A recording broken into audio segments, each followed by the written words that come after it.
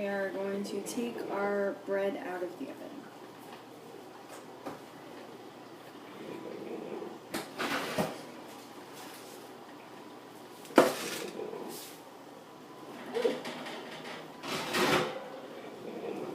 Be careful. And this is what it looks like the first round. It's kind of a little bit puffier and dark, obviously, because it's been baking. So we're going to put our leek mixture onto the bread. A little flavor, a little extra, something different, texture. So we're just going to do that all over the bread.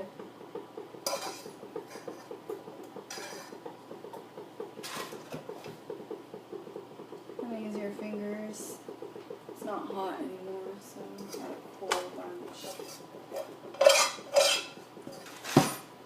Forehand. Seems like a lot, but it's very tasty. It's almost like a little pizza or something, you know. It's like when you have Candida, like, I mean, I don't have it, but, you know, RJ has it, and you crave food, you know, you crave what you're used to eating, and he misses pizza, he misses, you know, cookies, he misses bread. Maybe not bread so much, but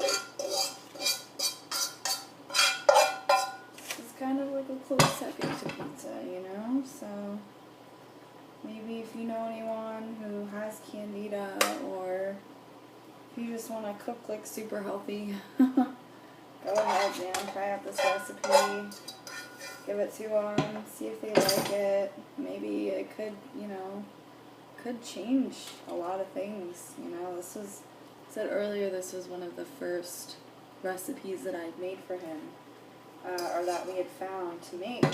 And at one point he had such a bad outbreak for the Candida that he couldn't even really eat anything. Like, so he was hungry all the time, starving.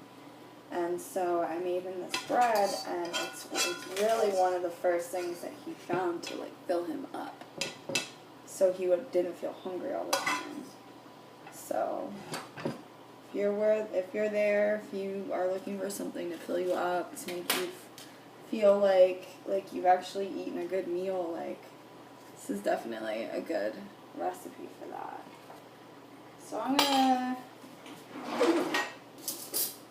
do a little drizzle of some coconut oil, just to give it a little, so it doesn't like burn or whatever. It says in the recipe to sprinkle it with olive oil, and we're just using coconut because that's just what we have right now. We just ran out of olive oil, so haven't really made it to the store.